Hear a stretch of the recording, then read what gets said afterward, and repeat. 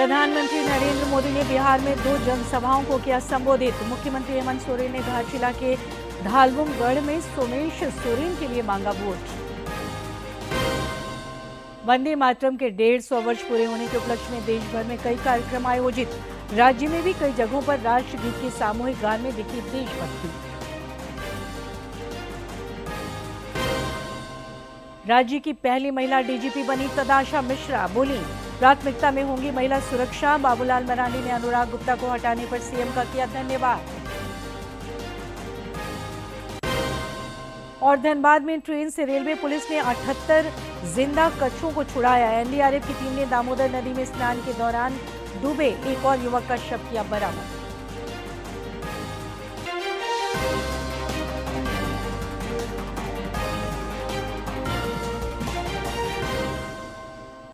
नमस्कार, खबरें झारखंड में आपका स्वागत है। मैं हूं सरोज झा और अब समाचार विस्तार से।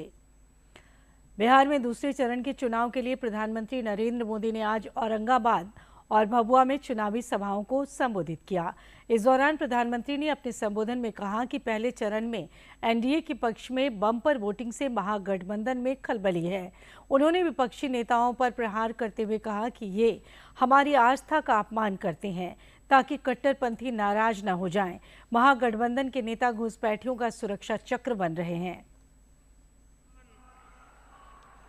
आरजेडी के झूठे वादों पर नहीं, एनडीए के ईमानदार इरादों पर वोट दे रहा है।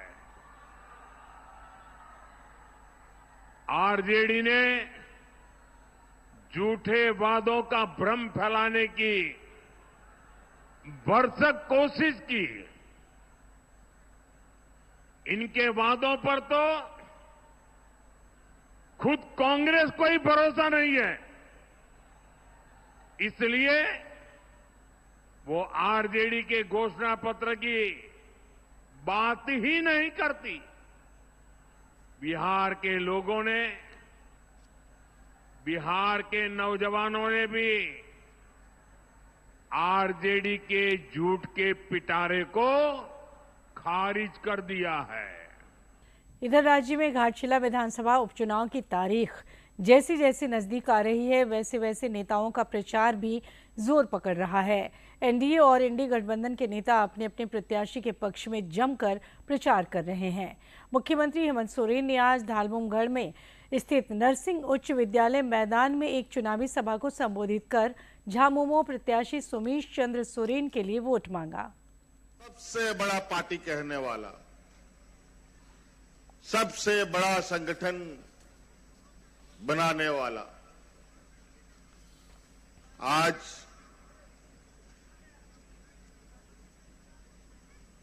इस घाटशिला विधानसभा में, इस उपचुनाव में फिर से अपना किस्मत आजमा रहा है। अभी हाल में ही साल भर पहले सामान्य चुनाव हुआ, जहां आप सब लोगों के आशीर्वाद से, आप लोगों के सहयोग से स्वर्गीय रामदास सोरेन जी को रिकॉर्ड तोड़ वोट से जीत कर आप लोगों ने यहां से भेजा और मंत्री भी बनाया। और आज इस राज्य में आपकी सरकार है। यहां के आदिवासी, मूलवासी, गरीब, गुरुआ, किसान, मजदूर, दलित, पिछड़ा, शोषित, कमजोर लोगों का सरकार चल रहा है।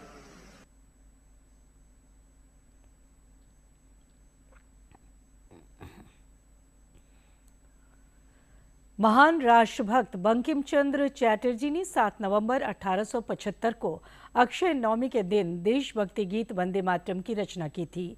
वंदे मातरम गीत ब्रिटिश शासन के प्रतिरोध का एक सशक्त माध्यम बना, जिससे आम जनता ने स्वतंत्रता की लड़ाई में प्रेरणा पाई।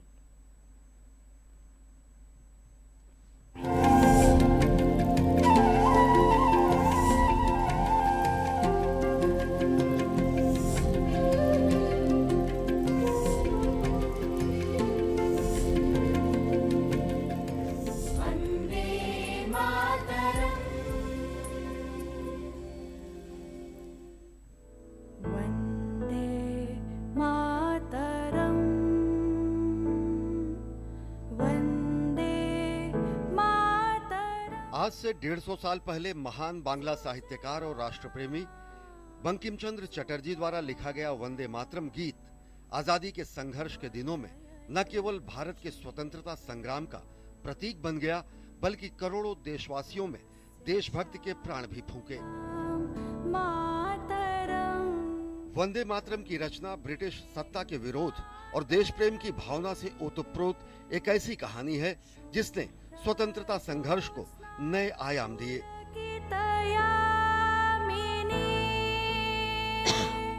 इस गीत की रचना की पृष्ठभूमि 1870 के दशक में बंगाल के भीषण अकाल, अंग्रेजी कुशासन और जमींदारों के शोषण से मर रही जनता को जागृत करने के लिए उठे सन्यासी विद्रोह पर आधारित था।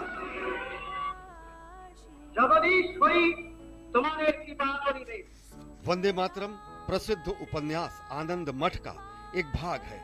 दरअसल गुलामी के दिनों में ब्रिटिश सरकार ने एक तुगलकी फरमान जारी करते हुए कहा कि भारत में गॉड सेव द क्वीन नामक विदेशी गीत गाया जाएगा। राष्ट्रवादियों ने ब्रिटिश सरकार द्वारा थोपे जाने वाले इस औपनिवेशिक गीत को अपनाने से साफ इनकार कर दिया।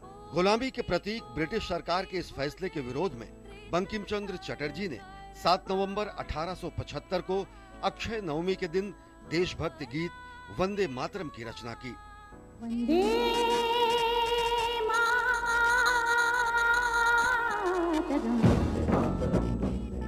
दरअसल उस समय भारत में बड़े पैमाने पर सामाजिक, सांस्कृतिक और राजनीतिक परिवर्तन हो रहा था और राष्ट्रीय पहचान और विदेशी शासन के प्रति प्रतिरोध की भावना काफी प्रबल हो रही थी। ऐसे में वंदे मातरम गीत ने माँ भारती को शक्ति, समृद्धि और दिव्यता के प्रतीक के रूप में प्रस्तुत किया और भारत की एकता और आत्मसम्मान की भावना को जागृत करते हुए उसे एक काव्यात्मक स्वरूप दिया। जल्द ही ये गीत राष्ट्र के प्रति भक्ति, समर्पण और अमरता का प्रतीक बन गया और आज भी यह गीत भारत की भाषाई और सांस्कृतिक विविधता में एकता का प्रतीक है। वंदे मातरम गीत आजादी के हर सिपाही का स्वर बन गया। क्या क्रांतिकारी और क्या अहिंसा के पुजारी सभी इसका उद्घोष करते थे और समय के साथ संस्कृत के दो शब्द वंदे और मातरम ने पूरे भारत और भारतीय भाषाओं को एकता के सूत्र में बांध दिया। स्वतंत्रता संग्राम के दिनों में विष्णु दिगंबर पुलस्कर वंदे मातरम को हर कांग्रेस अधिवेशन में गाते थे। एक बार तो मोहम्मद अली जब उन्हें रोकने की कोशिश की तो उन्होंने मोहम्मद अली की बातों को नकारते हुए इसे गाया।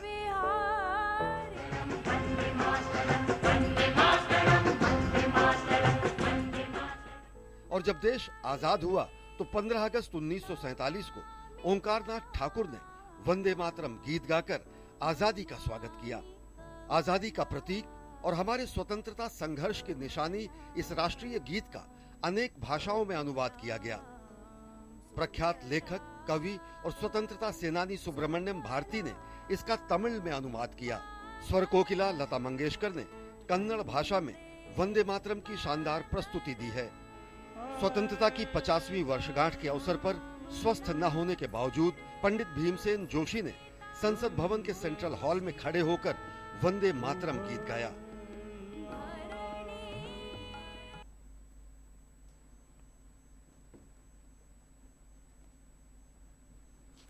राष्ट्रीय गीत वंदे मातरम के 150 वर्ष पूरे होने पर देश भर में उत्साह है।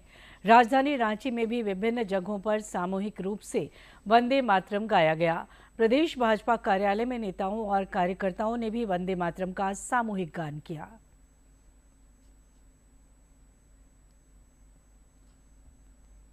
रांची स्थित प्रदेश भाजपा कार्यालय में राष्ट्रीय गीत वंदे मातरम के 150 वर्ष पूरे होने पर सामूहिक गान का आयोजन किया गया। कार्यक्रम में शामिल रांची के विधायक सीपी सिंह ने राष्ट्रीय गीत के ऐतिहासिक महत्व के संबंध में जानकारी दी। 1875 ईस्वी में बंकिम चंद्र चट्टोपाध्याय ने इस गीत की रचना की थी और 1896 ईस्वी में कोलकाता में रविंद्रनाथ टैगोर ने इस गीत को गाया था। तो स्वतंत्रता आंदोलन के दौरान स्वतंत्रता सेनानियों और क्रांतिकारियों के बीच यह गीत प्रेरणा का काम करती थी। भाजपा कार्यालय में आयोजित समारोह के दौरान लोगों ने राष्ट्रीय गीत वंदे मातरम की विकास यात्रा को लेकर चर्चा की। इस अवसर पर मौजूद पूर्व सांसद यदुनाथ पांडे ने कहा कि बंकिम चंद्र चटर्जी ने जब इस गीत को लिखा उस वक्त स्वतंत्रता आंदोलन चरम सीमा पर था और इस गीत ने आजादी में अहम भूमिका निभाई है। हम यही कहेंगे कि आज की पीढ़ी जो है वंदे मातरम को अगर ध्यान से इस गीत को अगर पढ़ता है, ध्यान से अगर मनन करता है तो इसमें भारत माता का पूरा वंदन है और कुछ नहीं है, भारत माता का वंदन है। मौके पर मौजूद अन्य भाजपा नेताओं ने राष्ट्रीय गीत वंदे मातरम को देशवासियों के लिए प्रेरणा स्रोत और राष्ट्र की आत्मा बताया। चंद्र चट्टोपाध्याय जी ने रचना किया था। आज 150 वर्ष पूरा ऐसा गीत जो है यह अपनी मातृभूमि पर नमन करने, उनका कर्ज उतारने और उनको हमेशा स्मरण करने का ये गीत है। नई पीढ़ी को ये समझने की आवश्यकता है कि वंदे मातरम राष्ट्र जागरण का शंखनाद था और वंदे मातरम की हर एक पंक्ति में अनेकता में एकता को वो प्रतीक करती है कि किस तरीके से अनेकता में एकता के साथ भारतवर्ष में रहा जाता है। कार्यक्रम रहा है 150 वर्षों का, तो ये मुझे बहुत विश्वास है कि लोग इससे और वंदे मातरम की तरफ अपने और भी लगाव जुड़ा महसूस करेंगे इस गान से और इस पूरे गान को अपने जीवन में भी, जैसे इसका भाव है, इसका महत्व है, उसको अपने जीवन में भी लागू करेंगे। राष्ट्रीय गीत वंदे मातरम ने भारत की एकता और स्वाभिमान की जागृत भावना को काव्यात्मक अभिव्यक्ति प्रदान करने में अहम भूमिका निभाई है, जिसकी सामूहिक गान से देशवासियों ने भारत माता को नमन किया। डीडी न्यूज के लिए रांची से सहयोगी विकास कुमार के साथ प्रणय प्रबोध की रिपोर्ट। सरायकेला खरसमा समाहरणालय परिसर में उपायुक्त नीतीश कुमार सिंह की अगुवाई में सामूहिक राष्ट्रीय गीत वंदे मातरम का गायन हुआ। वंदे मातरम के 150 वर्ष पूरे होने के उपलक्ष्य में गम्हरिया प्रखंड सभागार में भी देशभक्ति का माहौल नजर आया। इस दौरान अधिकारियों, कर्मचारियों और विद्यार्थियों ने एक स्वर में वंदे मातरम गाकर राष्ट्र प्रेम और एकता का संदेश दिया।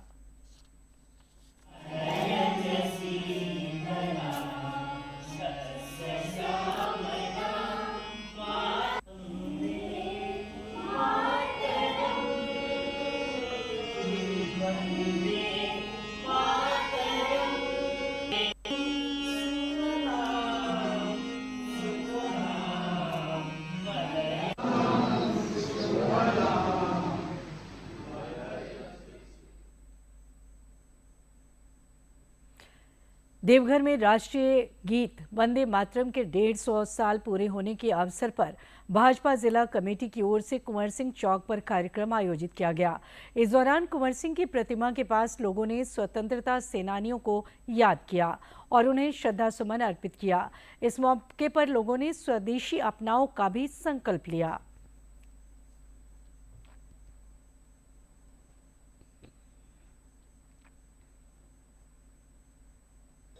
आज हमारे मोदी जी के निर्देशानुसार हम लोग आज यहाँ खड़े हैं।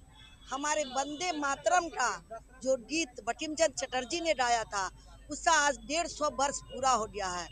इसलिए हमारे मोदी जी का कहना है आने वाली पीढ़ियां भी जाने कि वंदे मातरम क्या है और वंदे मातरम के रचयिता कौन थे।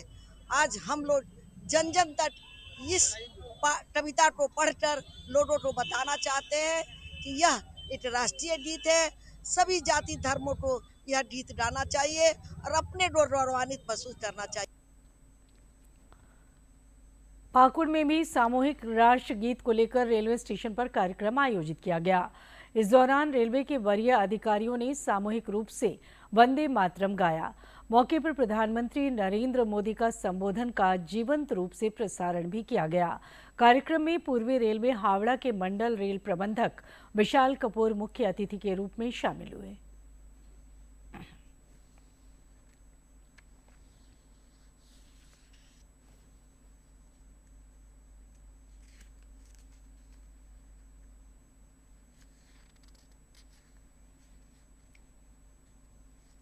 इधर धनबाद में भी राष्ट्र गीत के 150 वर्ष पूरे होने पर विभिन्न कार्यक्रमों का आयोजन किया गया। विनोद बिहारी महतो कोयलांचल विश्वविद्यालय में राष्ट्रीय सेवा योजना विभाग की ओर से छात्र छात्राओं ने सामूहिक रूप से वंदे मातरम गीत प्रस्तुत कर देशभक्ति का संदेश दिया। कार्यक्रम के संयोजक मुकुंद रविदास ने बताया कि इस आयोजन का उद्देश्य विद्यार्थियों में देश प्रेम की भावना को जागृत करना था। कार्यक्रम में विश्वविद्यालय के प्राध्यापक, एनएसएस स्वयंसेवक समेत छात्र छात्राएं उपस्थित थे। मातरम जो गीत है, राष्ट्रीय गीत है, उसका आज 150वीं वर्षगांठ के रूप में विनोद बिहारी महतो कोयलांचल विश्वविद्यालय में राष्ट्रीय सेवा योजना की ओर से यह मनाया जा रहा है। हम लोग सबको जानते हैं कि वंदे मातरम हमारे कॉन्स्टिट्यूशन में 24 जनवरी 1950 को अडॉप्ट किया गया था और इसको पहली बार 7 नवंबर 1875 ने बंकिम चंद्र चटर्जी ने अपने इसमें किया, अपने शब्दों में गाया गया था। राष्ट्रीय गीत वंदे मातरम के 150 वर्ष पूरे होने के उपलक्ष्य में मेदिनीनगर में पुलिस विभाग की ओर से कार्यक्रम का आयोजन किया गया। इसमें zonal IG Shailendra Kumar Sinha, SP Rishma Rameshan समेत जिले के वरिष्ठ अधिकारी, पुलिसकर्मी, छात्र छात्राएं और आम नागरिक शामिल हुए।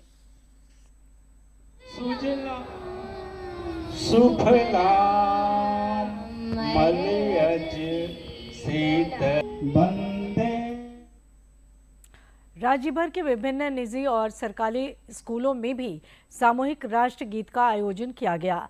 इस दौरान कस्तूरबा गांधी आवासीय बालिका विद्यालय की छात्राओं ने सामूहिक रूप से राष्ट्रगान किया और राष्ट्र की सेवा का संकल्प लिया।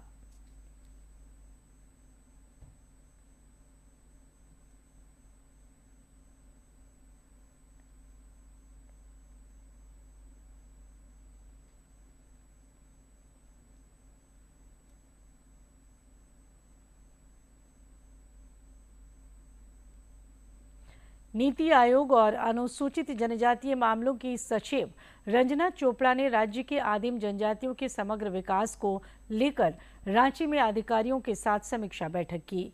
इस दौरान उन्होंने हाउस होल्ड सैचुरेशन की दिशा में ठोस कदम उठाने के निर्देश दिए।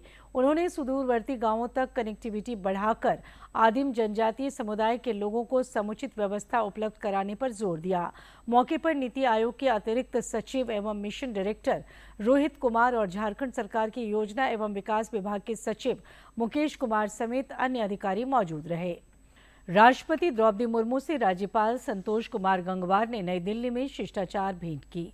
इस दौरान राज्यपाल ने राष्ट्रपति को अपने पुत्र के विवाह एवं आशीर्वाद समारोह में शामिल होने के लिए आमंत्रित किया। आईपीएस अधिकारी तदाशा मिश्रा ने आज झारखंड पुलिस मुख्यालय में प्रभारी पुलिस महानिदेशक का पदभार ग्रहण किया। इस मौके पर पुलिस अधिकारियों ने प्रभारी डीजीपी का गर्मजोशी से स्वागत किया।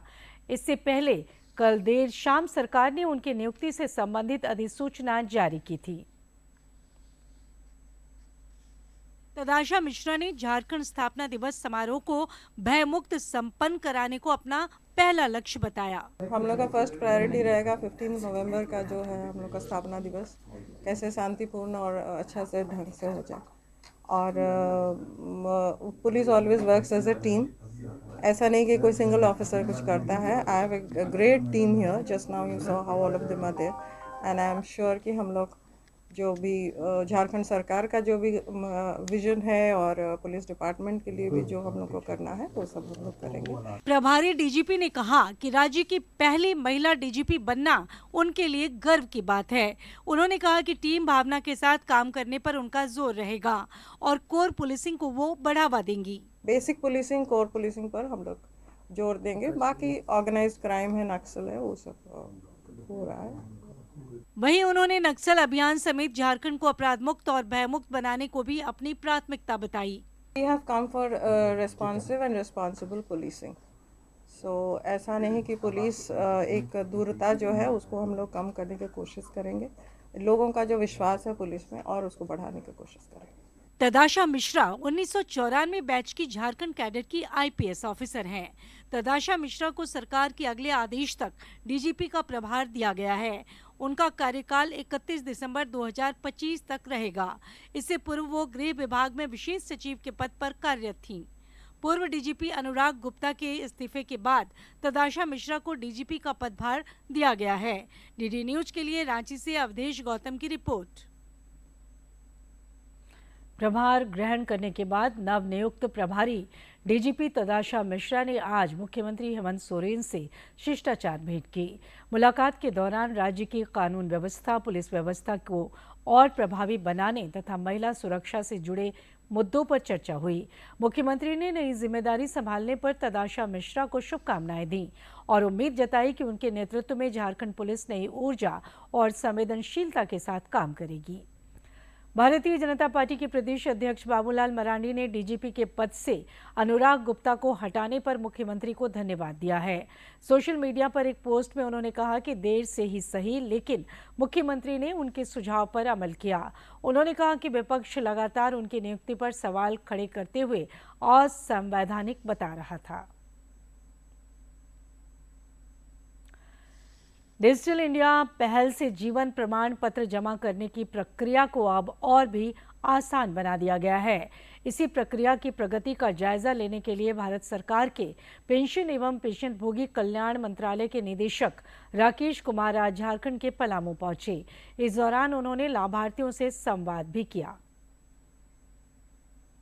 पेंशन भोगियों को राहत देने के लिए केंद्र सरकार की पहल को पलामू में गति दी जा रही है। भारत सरकार के पेंशन एवं पेंशनभोगी कल्याण मंत्रालय के निदेशक राकेश कुमार ने मेदिनीनगर स्थित भारतीय स्टेट बैंक शाखा और मुख्य डाकघर में आयोजित डिजिटल जीवन प्रमाण पत्र कैंप का निरीक्षण किया। 2021 से डिजिटल इंडिया की शुरुआत की है, उससे बहुत अच्छा रिस्पांस मिला, तो आगे चल के हमने इसको last year digital India life certificate 3.0 में तो 1.62 करोड़ का टारगेट पूरा किया। इसको सफलता को देखते हुए इस बार ये निश्चय किया कि हम छोटे छोटे शहरों में जाएंगे और लोगों में जागरूकता फैलाएंगे। भारतीय स्टेट बैंक भी इस पहल में महत्वपूर्ण भूमिका निभा रही है।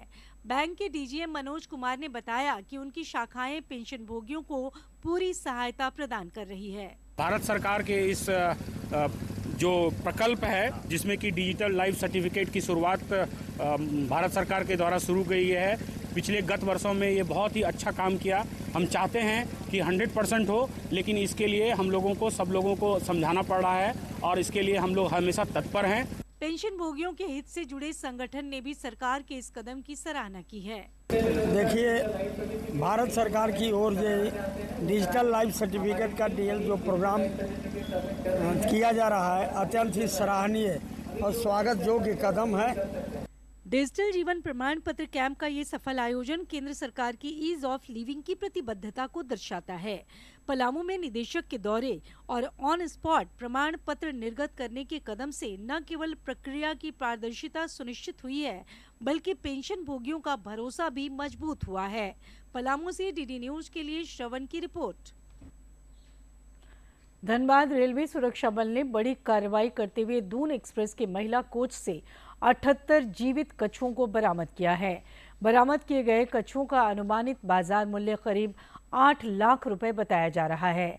इस संबंध में आरपीएफ के अधिकारियों ने बताया कि गुप्त सूचना के आधार पर ये छापेमारी की गई। जांच के दौरान सीट के नीचे से कछुए बरामद किए गए, जिसे वन विभाग की टीम को सौंप दिया गया। कार्तिक पूर्णिमा के अवसर पर दामोदर नदी में स्नान के दौरान हुए हादसे में अब तक 5 शव बरामद किए जा चुके हैं, जबकि एक युवक की तलाश अब भी जारी है। एनडीआरएफ की टीम ने स्थानीय गोताखोरों के साथ मिलकर आज एक शव बरामद किया। गौरतलब है कि बुधवार को धनबाद बोकारो 4 लेन स्थित तिलमच्चो पुल के नीचे 9 युवक स्नान करने पहुंचे थे। इसी दौरान नदी में अचानक आई तेज बहाव से सभी युवक बह गए थे।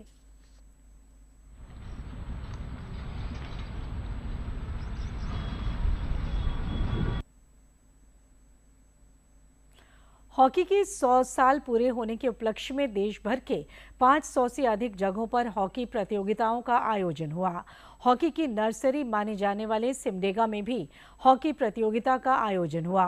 प्रतियोगिता में पुरुष और महिला खिलाड़ियों ने उत्साहपूर्वक हिस्सा लिया। शताब्दी वर्ष पूरे होने के अवसर पर सिमडेगा में आयोजित हॉकी प्रतियोगिता के दौरान हॉकी झारखंड के उपाध्यक्ष मनोज कोनबेगी ने बताया कि पिछले 100 वर्षों में सिमडेगा ने हॉकी के क्षेत्र में महत्वपूर्ण योगदान दिया है। यहां के खिलाड़ियों ने ओलंपिक तक पहुंचकर राज्य के साथ साथ पूरे देश का नाम रोशन किया है। हमारे लिए तो और सौभाग्य की बात है कि इन 100 वर्षों में सिमडेगा ने 50 से अधिक अंतर्राष्ट्रीय हॉकी खिलाड़ी दिए हैं। भारत इन 100 वर्षों में 8 स्वर्ण पदक ओलंपिक में जीता है, 4 कांस्य पदक जीता है और 1 रजत पदक जीता है, जिसमें से इस पदक जीतने में हम 1972 का म्यूनिख ओलंपिक में जब भारतीय टीम कांस्य पदक जीती थी, उस समय हमारे सिमडेगा जिला के माइकल किंडो भी थे। और इन 100 वर्षों में सिमडेगा जिला ने 3 ओलंपियन भी दिए हैं। वहीं हॉकी सिमडेगा के कोषाध्यक्ष कमलेश्वर मांझी ने कहा कि विपरीत परिस्थितियों में भी खिलाड़ियों ने अपना हौसला बनाए रखा और जीत हासिल की है। उन्होंने बताया कि अब काफी सुधार आया है, खिलाड़ियों को कई तरह की सुविधाएं मिल रही हैं। हमारे खिलाड़ियों में काफी इम्प्रूवमेंट आया है और भारतीयों का जब 1980 के बाद से जो स्थितियां थोड़ी सी बिगड़ गई थी राष्ट्रीय स्तर पर, लेकिन उसके बाद पुनः भारतीय हॉकी टीम वो जो काफ़ी मजबूती के साथ अंतर्राष्ट्रीय पटल पर आई है और हमारे यहाँ से ओलंपिक में भी भागीदारी हमारे खिलाड़ियों ने दी है। शताब्दी वर्ष के अवसर पर सिमडेगा में खेले जा रहे प्रतियोगिता में खिलाड़ियों का खास उत्साह दिखा।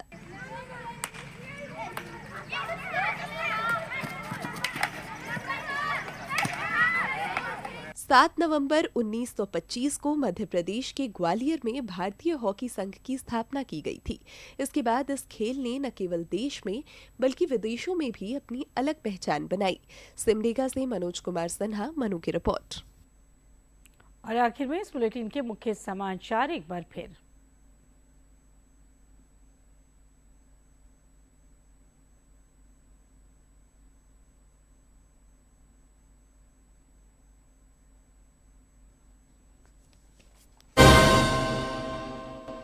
प्रधानमंत्री नरेंद्र मोदी ने बिहार में 2 जनसभाओं को किया संबोधित। मुख्यमंत्री हेमंत सोरेन ने धारचूला के धालबुमगढ़ में सोमेश सोरेन के लिए मांगा वोट। वंदे मातरम के 150 वर्ष पूरे होने के उपलक्ष्य में देश भर में कई कार्यक्रम आयोजित। राज्य में भी कई जगहों पर राष्ट्रगीत के सामूहिक गान में दिखी देशभक्ति। राज्य की पहली महिला डीजीपी बनी तदाशा मिश्रा, बोली प्राथमिकता में होंगी महिला सुरक्षा। बाबूलाल मरांडी ने अनुराग गुप्ता को हटाने पर सीएम का किया धन्यवाद। और धनबाद में ट्रेन से रेलवे पुलिस ने 78 जिंदा कच्छों को छुड़ाया। एनडीआरएफ की टीम ने दामोदर नदी में स्नान के दौरान डूबे एक और युवक का शव किया बरामद।